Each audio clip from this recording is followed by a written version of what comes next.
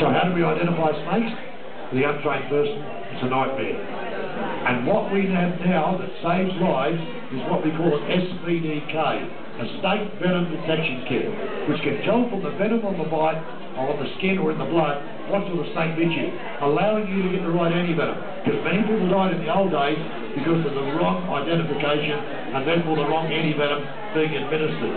This is one snake easy to identify for anyone. This is the red belly black snake. Now, snakes shed their skin several times a year. Up to 4 times a year on average, sometimes more when they're younger, because they grow quicker. This is the skin of a diamond python found in this area. Obviously a big snake, but it does stretch by about 25%. So it gives you a bit of a false idea, but obviously a big snake.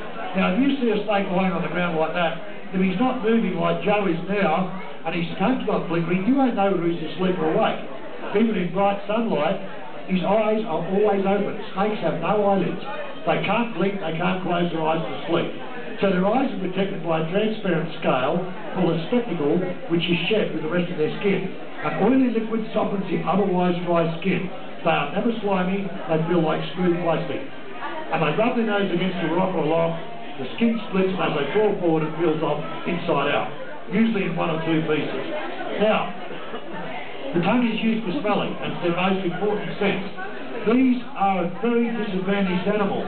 One guy said to me, he said, how can you call them disadvantaged when they can run after me and kill me? Secret is they can't. The fastest venomous snake in the world is the black mamba of Africa. By the way, he's not black. He gets his name from the black colour in his mouth. He's actually a grey-brown.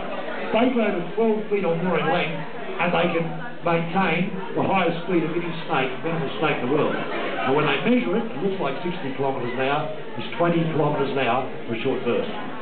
The average is 12. The average speed of that snake there, folks, except when he's biting, across the ground, is 8 kilometres an hour on flat ground. I said that to one guy and he said, doesn't that mean they're faster downhill? I said, yes mate, but so are you and I. So if we're running away, we've got no problem. So if I see the snake from here, I'm well outside the strike zone, which is about the length of his body or less, I can run away. And no snake can effectively chase you. But if you jump around in front of it, at a range where you are still a threat, it may decide to defend itself and follow one bite with another. Once you run away, you've got no problem. Now let's face it, if I step on the snake, he's going to bite me. My only protection is my clothing and my boots. So, you step on the snake, you can expect to be bitten. And what if I don't see him when I step here? There is no guarantee that a wild snake will not bite you. So I don't suggest you go out and test this theory. But if he does not bite on the first step, stand still. Much easier to change your underwear later than treat a snake bite at a time. Wait for the snake to move away. Folks, if you're 6 metres from the snake and you're not moving, you won't even notice you. His eyesight is that poor, they're almost blind.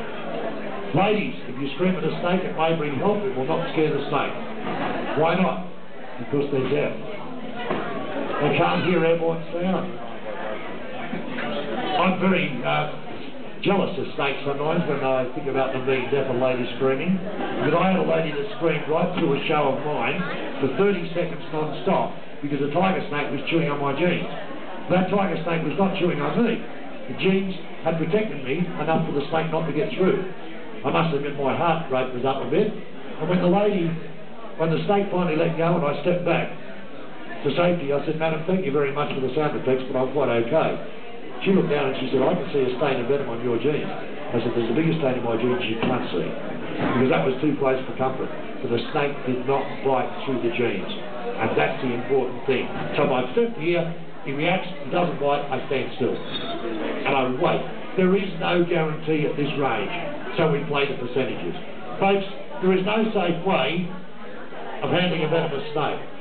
On a hot day, any snake held by the tail, venomous or not, will swing up and bite.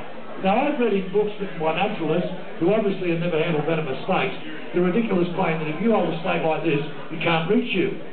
Well, the snake's never read that book and he doesn't know that. So he can bite me here, he can bite me on the face, he can bite me on the hand. I've had an 8-foot 5-inch taipan hit the ceiling above my head with an audible whack. I've had a brown snake go to the front of my hat. I've had taipans go past my face without any problem at all. And one of the snakes in the first show today, the last snake we'll see here today, he almost came to face level without any effort whatsoever. It's not a snake to hold by the tail. Folks, remember, snakes are not aggressive animals. I've never seen aggression without a reason. They are defensive only and want only to be left alone. Now, a lot of people do say to me, how deadly is a red belly? He's dangerous to children, and the only death that we know of in the last 70 years was a young boy in the 1950s. Nobody has died since.